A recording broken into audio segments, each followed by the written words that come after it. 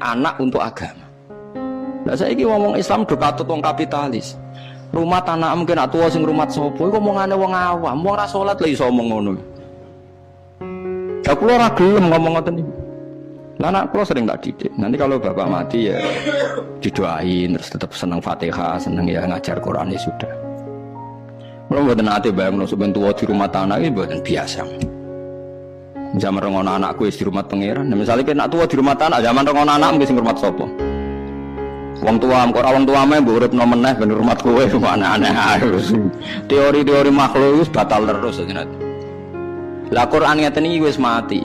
Nggih, Quran cerita kados kulon wis mati. Orang tuh enggak ngerti sirine kena apa Maryam dadi wong luar biasa. Mergo ibuke sebenarnya inni nazartu laka ma fi batni muharrar. Ini anak untuk engkau, maksudnya akan mengidmai agama engkau.